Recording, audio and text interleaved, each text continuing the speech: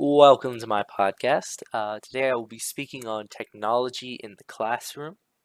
My name is Andrew Whitaker. I'm a sophomore computer information systems major at Appalachian State University. I come from Charlotte, North Carolina, and I went through the Charlotte-Mecklenburg school system for all 12 years of public school.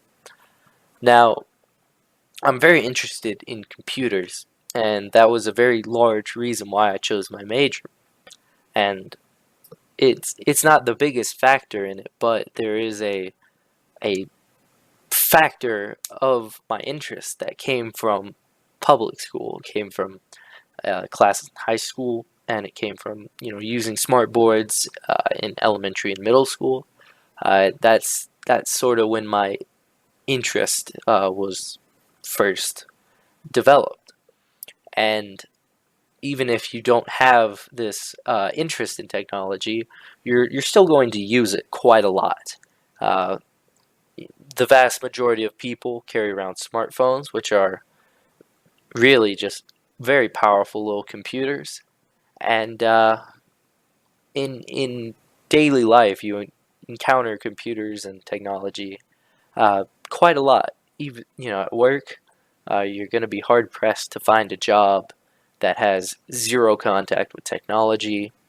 Vast majority of the time, you're going to use it in some way, even if it's something as insignificant as clocking in to your shift with it. You'll still use it, uh, and really, being able to use it is, it's becoming more and more important. And schools, the education of how to use technology, there's obviously some. So if it's a specialized technology based on the job, there's going to be specialized education. But for more broad things, a broad understanding should be given to students by public schooling. Now, this understanding is not the only reason to use technology. Uh, it really helps with the schooling itself. It can make lessons quite a lot more interesting and quite a lot more dynamic. And really, there are just as many ways to use technology in teaching as there are ways to teach and ways to learn. And you can use it for any amount. You can use a smartphone to answer a question, a poll, a Kahoot quiz, or you can start running a server to do very complex tasks. Um, and despite all the differences, one thing that schools are doing more often than not is getting more technology nowadays, and being fluent and being able to use it is very important to properly utilize this technology. I have a few statistics here. This comes from the National Center for Education statistics with the Department of Education. This is from 2009, so it is a little bit old, but 97% of teachers have one or more computers in the classroom, and 93% of computers in the classroom have internet access. I feel like these numbers have probably gone up, some in the last decade, but they're already high enough that you're really not. There's not going to be a very significant change over the years. It's already vastly more often than not that technology is present. And one of the most present technologies, at least in my high school, was smart boards. These were Smart was established in 1987, came out with their first product in 1991, and it really came out into CMS in full force around 2005, 2006.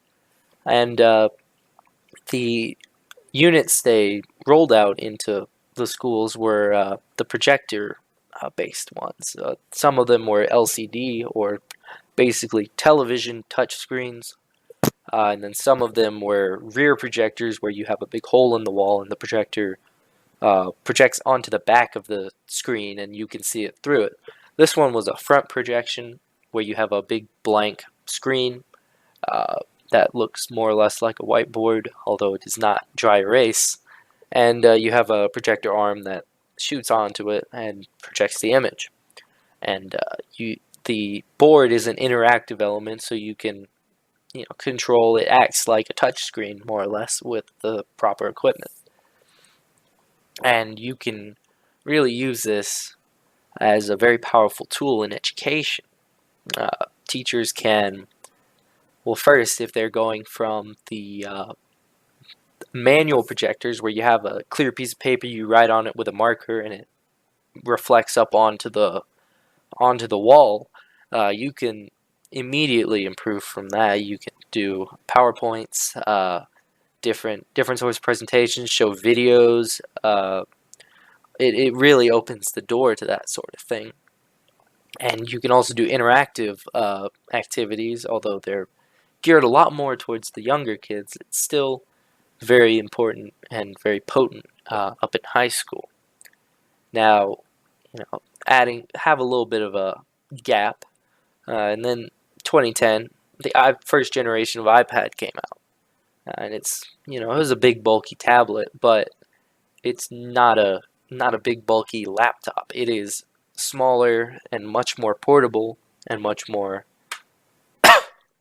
universally usable. So the iPad eventually made its way into classrooms. Want to say I started seeing them around 2012 to 2014, probably favoring the 2014 side. And they were a very powerful tool. They were very useful for multimedia production. They had video editors on them, and they had pretty good cameras for the time. So they were very useful for projects, but for casual note taking or that sort of thing, they didn't shine quite as much as I believe they were hoped to have. They weren't quite as useful as I think they were intended to be in that facet. So they were treated more as a accessory, and there weren't that many of them in my school. They were usually in a cart that could be wheeled around from classroom to classroom, and the teachers could request it, and they'd have a lesson planned around them, and they'd use them for the lesson, and they usually did very well in that. But they weren't a sort of everyday thing to use. One thing that came a bit later and was very much an everyday thing to use is Google's Chromebook laptops. Now, their three main points are that they're small, light, and cheap. They're based on Google Chrome, and that's really the main thing you do on them. You browse the web, you use Google's products, the whole documents, mail, the whole Google ecosystem really works well on them. And they have seen an explosive rise in use over the past 4 years. They previously only occupied 9% of the education market, but now they are up at 49%, which is just crazy. And CMS actually recently bought 150,000 of them, and to try to to give more technology to the students and hopefully reach a ratio of 1-to-1 in computers and students. And with this, there does come a learning process. There's CMS is trying to address it with a digital citizenship program that really, there's a different course for each grade year, and it addresses the problems that they're most likely to encounter. And really, the main focus is on being safe in your browsing and being respectful. So the main issues they're trying to prevent with it are cyberbullying and cyber fraud. And from what I've seen of it, it seems to be a very, very well adapted system for each year. And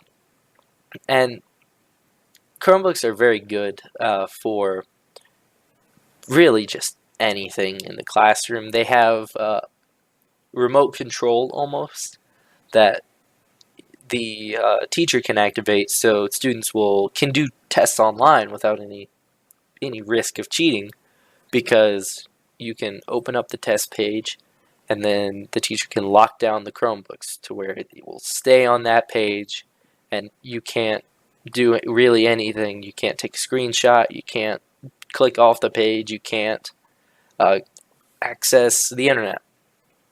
So it's a very much a one device solution for paperless classrooms, really.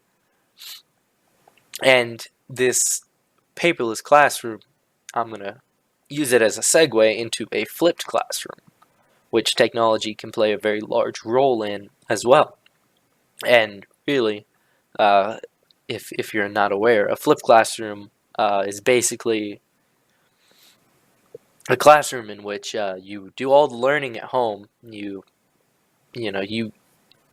ingest the material in. So usually nowadays with technology, it's a video lecture with a PowerPoint that has audio over it, and then in class you spend your time working through problems or doing projects or labs or just other educational activities that would otherwise be the time would otherwise be occupied by teaching the material. Now they can implement the material and make sure there's a good understanding of it. And this the flipped classroom setting is, it has a lot of merits. If a student is not a fast learner, it's going to take them longer to understand it, and they can take that time on their own time instead of struggling through the class and having to ask afterwards. And really, one of the only problems that I can really see with a flipped classroom is if a student does not do the homework, they have no idea what's going on. Now, obviously, technology has a lot of upsides, and it has its fair share of downsides as well. Now, this is not a problem on the technology's side, but it's a problem on the integration side, at least this one is. And it's that sometimes teachers and students don't like to use the new technology. They're comfortable with whatever they already have, and learning a new format is, not really seen as necessary. And there are times when it's not. But in order to streamline the classroom and make everything work with everything, some new systems will have to be adopted every so often. And there are a lot of older teachers that are advanced in years, and they tend to not be quite as tech savvy. So, in order to get that skill of use, there are a lot of programs to help teachers. One of which that I looked into was Intel Teach, and it's a professional development course, and it's meant to help teachers use technology in their curriculum to help improve the teaching and the learning. And in 2013, they had an estimated 10 million teachers educated on technology with the program, and that's a very impressive number. But more often than that, it seems, teachers have to kind of do a trial by fire when they learn their devices. They've fallen behind in current trends, and then they get the new technology and they just don't quite know how to cope with it, and they have to work through it as they go. And one of the main problems with this is that students and younger people in general are generally quite a lot more tech savvy, so they'll be able to pick up on little exploits and little cheats that they can do and goof off or just not use it quite how it was intended. And I'm not going to say that technology literacy on the teachers' parts will completely prevent this. Students are always going to find ways to not pay attention and to goof off.